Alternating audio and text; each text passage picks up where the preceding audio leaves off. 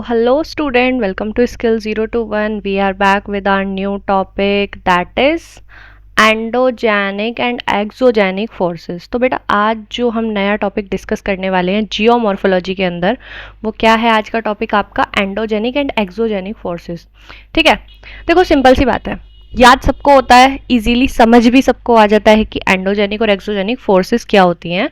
But जब exam के time पे हम बैठते हैं तो बहुत सारी टर्म्स ऐसी होती है कि हम उन टर्म्स को, पढ़ी हुई चीज़ों को भूल जाते हैं। तो हमारा जो मेन पर्पस होगा एंडोजेनिक और एक्सोजेनिक प्रोसेस को, फोर्सेस को पढ़ने का, और मेन एजेंडा क्या है, ताकि हम एग्ज़ाम टाइम तक के लिए उसको कैसे रिमाइंड रखें अपने माइंड के अंदर। ओके, तो without wasting any time start करते हैं हम आज का टॉपिक, एंडोजेनिक और एक्सोजेनिक फोर्सेस। बेसिकली सभी को इस बारे में पता होता है कि एंडोजेनिक बेसिकली फोर्सेस क्या होती हैं, कि कोई भी फोर्स अर्थ के इंटरनल फोर्सेस से लगने वाली फोर्स एंडोजेनिक होती है और बाहर की आउटसाइड से आने वाली फोर्सेस एक्सोजेनिक होती है। ये बेसिक फंडा सबको पता है इसके बारे में। ठीक है, अब बात करेंगे कि हम इसको प्रॉपर मेमोराइज कैसे रखें हमारे एग्जाम के लिए, कि एक बार पढ़ें और दोबारा हमें याद करने की ज़रूरत ही ना पड़े। तो बेटा स्टार्ट करेंगे हम एज अ स्टोरी। ठीक है, हम स्टार्ट करेंगे एक्सोजेनिक और एंडोजेनिक को। एंडोजेनिक और एक्सोजेनिक को दो में डिवाइड करते हैं हम।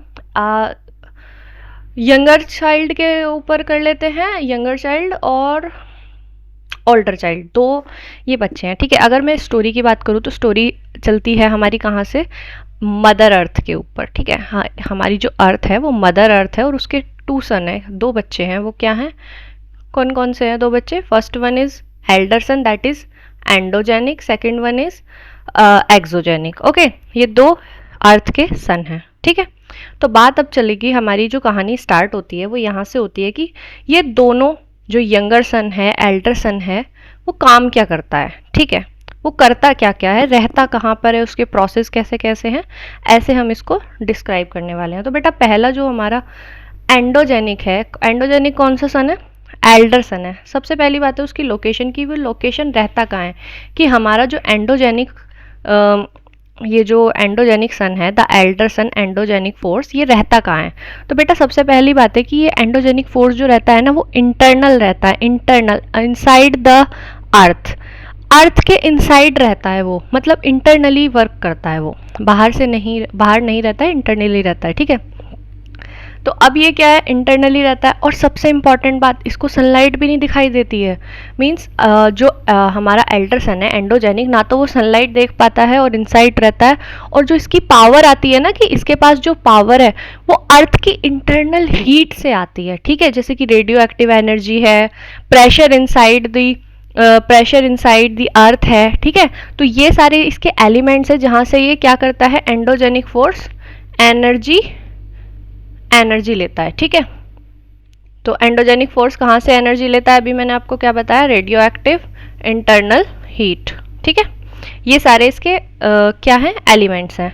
अगर बात करो कि ये जो बोलता है ना, इसका एजेंडा क्या है एंडोजेनिक फोर्स का, ये बोलता है I will make my mother taller and stronger, कि मतलब एंडोजेनिक बोल रहा है कि मैं अपनी अर्थ को, अपनी अर्थ मदर को टॉल करूँगा, स्ट्रॉन्ग बनाऊँगा। ठीक है, मतलब मैं अर्थ को स्ट्रॉन्ग बनाने के लिए हेल्प करूंगा अपनी मॉम को। ठीक है, तो अब ये क्या करता है, ये स्टार्ट करता है पुश, किस चीज़ को पुश करना, अर्थ क्रस्ट को अपवर्ड पुश करना स्टार्ट कर देगा। अगर मैं यहाँ पे ये इमेज जैसे बनाई हुई है, अर्थ क्रस्ट को अपवर्ड डायरेक्शन में पुश करेगा। ठीक है, तो अब आप इसका एग्जाम्पल लो कि सिंपली जैसे मैं बात करूँ कि अगर कोई भी कारपेट को आप पुश करेंगे, from what happen if someone push a carpet from below, अगर आप करोगे तो फिर क्या होगा कि आपका जो कारपेट है ना वो बैंड हो जाएगा।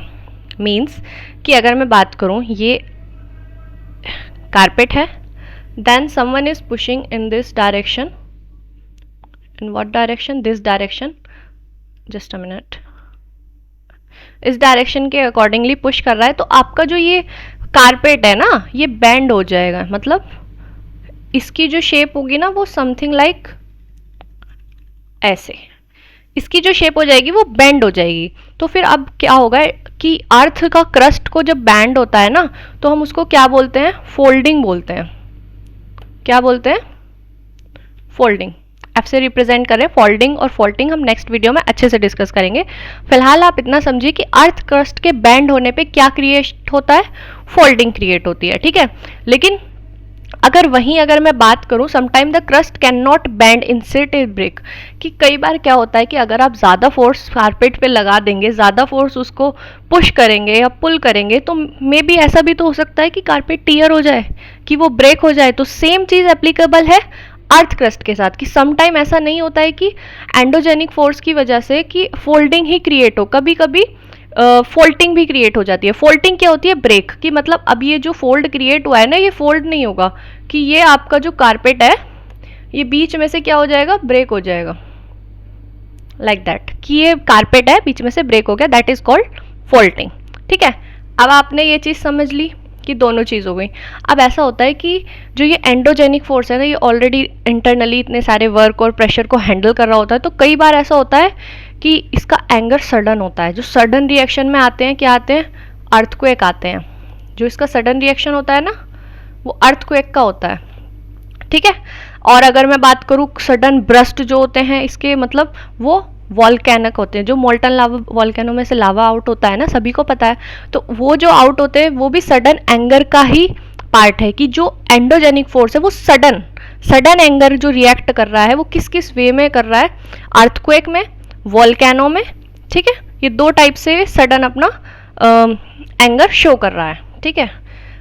अगर मैं बात करूं कि ऐसा नहीं है कि हर बार ही सडन रिएक्शन आएंगे, ठीक है, ऐसा कभी भी नहीं होता है कि एंडोजेनिक फोर्सेस के अंदर, एंडोजेनिक फोर्सेस में हमेशा सडन एंगर रिएक्ट कर रहे हैं। कई बार ऐसा होता है कि एंडोजेनिक फोर्स में मिलियंस ऑफ टाइम, मतलब मिलियंस ऑफ टाइम का पार्ट ले लेता है, कि किसी भी चीज़ को बहुत ज़्यादा स्लो वर्क, उस प्रोसेस को अगर मैं बात करूं कि if a work is very slow, take for millions of year, that is called diastrophic moment, कि कोई भी काम, अगर आपका कोई भी वर्क है वो कितना टाइम ले रहा है, मिलियंस ऑफ ईयर ले रहा है, ठीक है, मिलियंस ऑफ ईयर ले रहा है,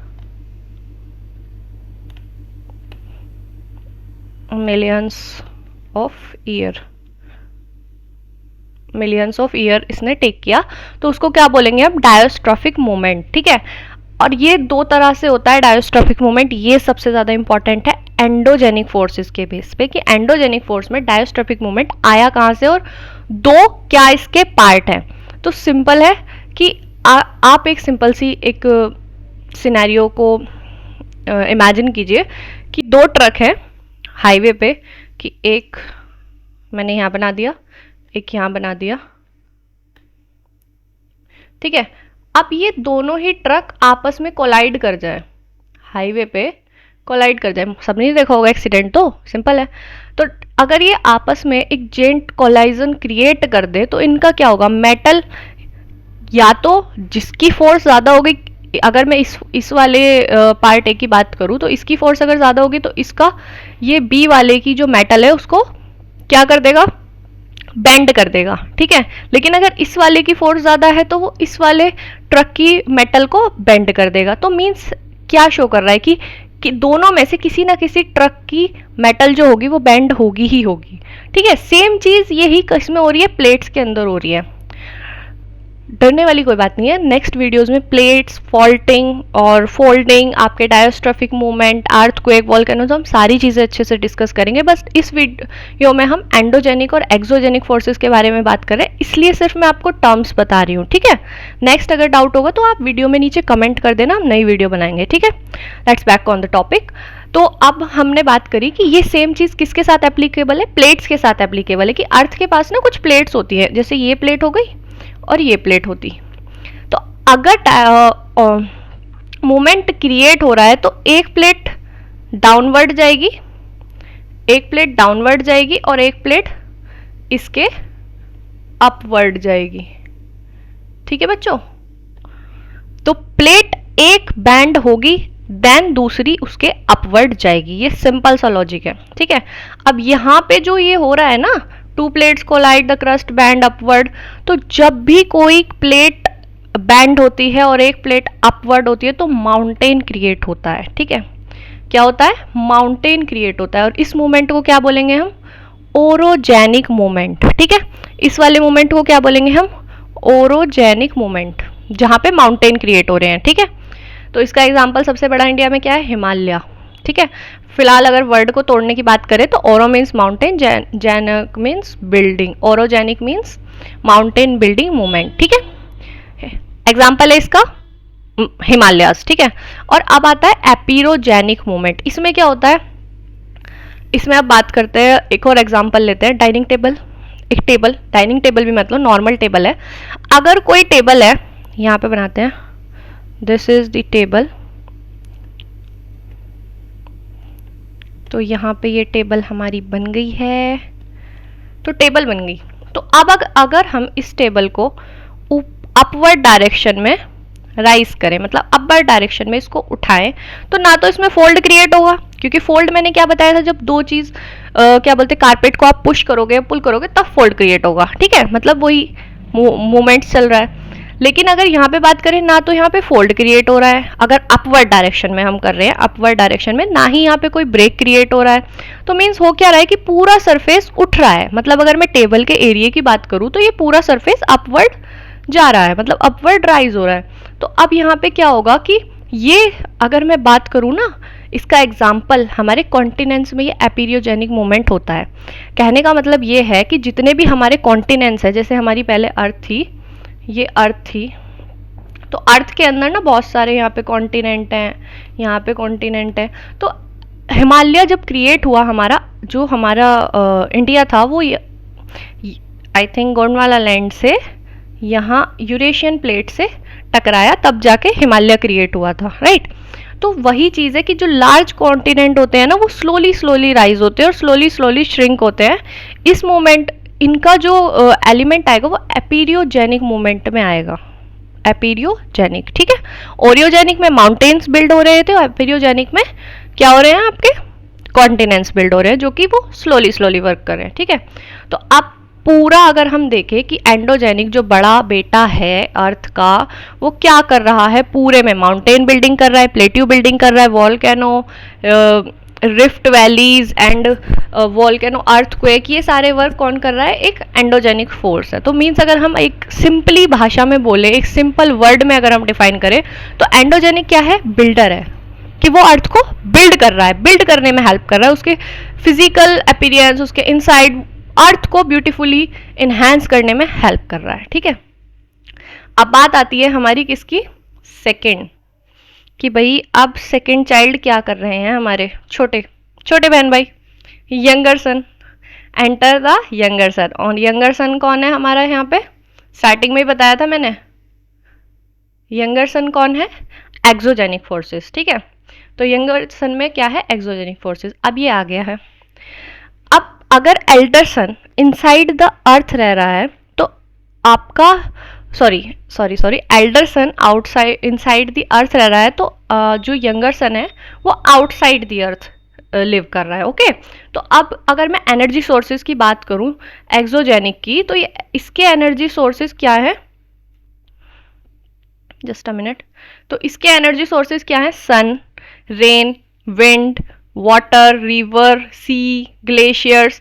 तो ये सारे क्या हैं, इसके एनर्जी सोर्स है, जहाँ से एक्सोजेनिक जो है वो अपनी एनर्जी स्टोर कर रहा है। ठीक है, तो अब यहाँ पे अगर पहले हमने बताया कि भाई जो हमारा एल्डर सन है वो बिल्ड कर रहा है, तो वहीं ये छोटा जो है, छोटा वाला भाई, ये बोलता है कि what ever my elder brother build I will decorate, कि मेरे भाई ने जो भी बनाया है मैं उसको डेकोरेट करूँगा। मेरा काम ये है कि मेरे भाई ने मुझे बना के दे दिया है, अब मैं इसको सुंदर बनाऊँ। ठीक है, बेसिकली ऐसा होता नहीं है, छोटे भाई बहनों का काम बड़ों को ही करना पड़ता है, ये तो सबको पता है।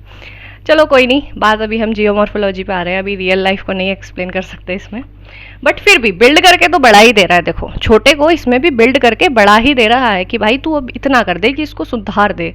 तो अब छोटा भाई बोल रहा है I will never create, I will only modify them. देखो इसका काम बस इतना है, ये करता कुछ नहीं है, इसका काम सिर्फ मॉडिफिकेशन का है। ऐसा समझ लो कि आपको गैराज में कार दे दी गई है, बस उसको भाई मॉडिफाई करके दे दे, कार तो बन के आ गई है। ठीक है, तो ये वाला सीन है इसमें एक्सोजेनिक का। ठीक है, एलिमेंट सोर्स बता दिए थे, ये कहाँ से एनर्जी लेता है, सन से लेता है, rain, water, wind, river, glacier, सी।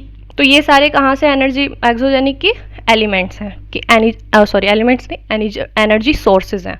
ठीक है, बात कर रहे हैं अगर हम, तो देखो भाई छोटे बहन भाइयों का सबको पता है अकेले तो इनसे काम होने का नहीं है, इनको चाहिए हेल्पर।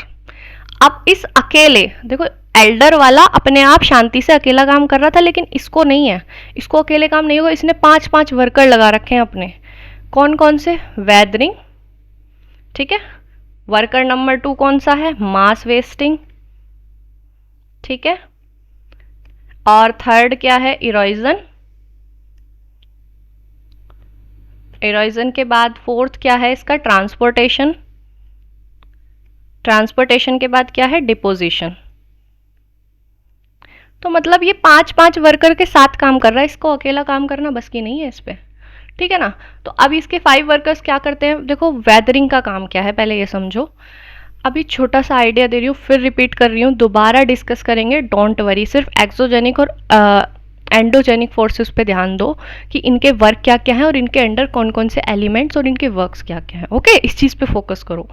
तो वेदरिंग में क्या है? He never move rocks, he only break them. देखो वेदरिंग का काम ये नहीं है कि वो किसी भी एक रॉक को, किसी भी एक माउंटेन को मूव करे, उसका काम सिर्फ ब्रेक का है, कि तोड़ना है इसका काम, ठीक है। तो ये सिर्फ क्या करता है? ब्रेक करता है।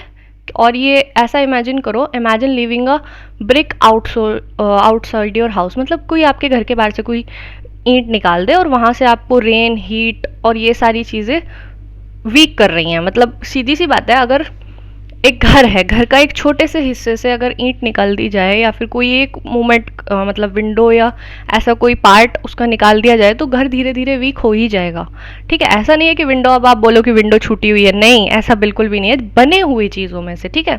तो ये याद रखना, सिंपल सा वर्क क्या है इसका? काम है, वेदरिंग का काम है ब्रेक करना, ठीक है। अब मास वेस्टिंग का क्या आता है? अब यहाँ पे ना ग्रेविटी का थोड़ा सा वर्क आता है, ठीक है। The broken rock fall down the slope. देखो ये हमारा माउंटेन है, अरे माउंटेन टूट गया भाई बीच से, नहीं तोड़ना नहीं है। तो माउंटेन है, माउंटेन से यहाँ ना छोटे छोटे पार्टिकल्स आ रहे हैं, यहाँ से पार्टिकल्स आ रहे हैं। वैसे तो ये रॉक है, पार्टिकल्स बिल्कुल नहीं है, पार्टिकल्स तो बाद में जाके बनेंगे, ये रॉक आ रहे हैं। तो अब ये जो स्लोप है ना माउंटेन का, ये वाला जो स्लोप है, इसके थ्रू ये फॉल डाउन हो रहे हैं, किसकी हेल्प से? ग्रेविटी की हेल्प से। कि ग्रेविटी आपके जो जो रॉक है, रॉक पार्टिकल्स है, उनको डाउन कर रहा है, ठीक है। देन अगर बात करें कि ये जो क्या बोलते हैं, आपका जो मास वेदरिंग है ना, तो ये क्या करता है?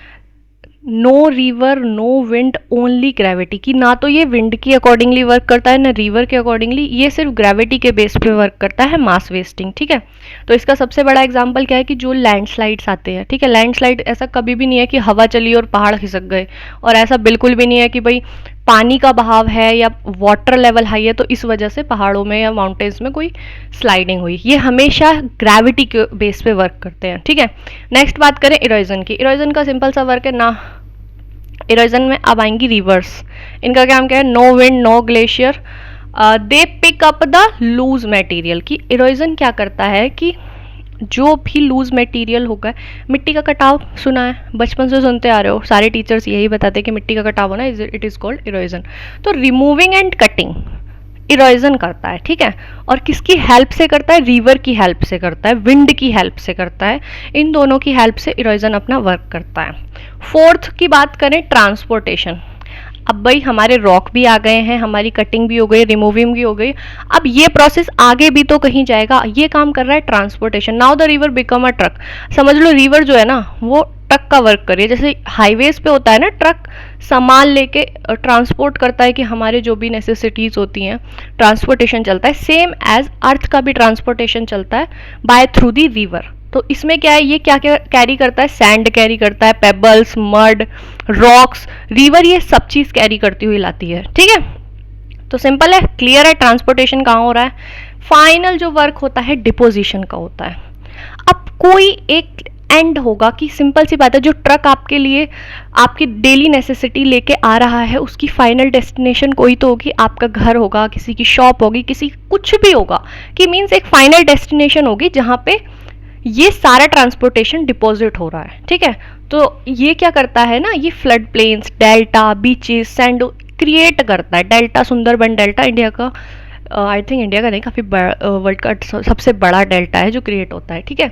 तो यहाँ पे क्या है ना, इसका काम क्या है, डिपोजिशन का, creation of flood plains, deltas, beaches. तो मीन्स सैंड ड्यून्स। तो डिपोजिशन क्या करता है, क्रिएट फाइनल डेस्टिनेशन है आपके किसकी, ट्रांसपोर्टेशन की, ठीक है। तो यहाँ पे ये सारी आपकी एक्सोजेनिक और एंडोजेनिक दोनों कवर हो गई हैं कंप्लीटली। डाउट हो तो प्लीज़ कमेंट कर देना। एक बार यहाँ पे देख लीजिए, the process that originate on the earth surface, wind erosion, caves and formation and shift the sand dunes. ये मैंने सारा हिंदी में एक्सप्लेन कर दिया है आपको, ओके गाइस। नेक्स्ट, ये इसके डिफरेंट फोर्सेस हैं जो कहाँ लग रहे हैं, origin in the deep, earth crust. ये कहाँ से लगेगा, अर्थ क्रस्ट वाला जो मैंने बताया था, एंडो। एंडो मीन्स बड़ा भाई कर रहा है, छोटा भाई सिर्फ उसको इन्हेंस कर रहा है, ठीक है। लास्ट अगर मैं बात करूँ, एक फ्लो चार्ट है, आप इसको अच्छे से समझ लेना प्लीज़, ठीक है। ये पूरी स्टोरी एक छोटे से फ्लो चार्ट में कन्वर्टेड है कि हाँ, हमारी मदर अर्थ है, उसका एल्डर सन कौन सा है, एंडोजेनिक, इंटरनल हीट से प्रोड्यूस कर रहा है अपनी एनर्जी, रिलीफ, बिल्डिंग का काम इसका है, क्या क्या, फोल्डिंग, फॉल्टिंग, अर्थक्वेक, वॉल्कॉन, ऑरिनोलॉजी, एपिनियोगेनी, ओरिगेनी और एपिनियोगेनी। तो ये दोनों इसके मूवमेंट हैं। यंगर सन की बात करें तो ये कहाँ पे आ रहा है, यंगर सन क्या कर रहा है, सन प्लस ग्रेविटी, मॉडिफिकेशन का काम जो भी कर रहा है वो यंगर सन आपका कर रहा है यहाँ पे, ठीक है।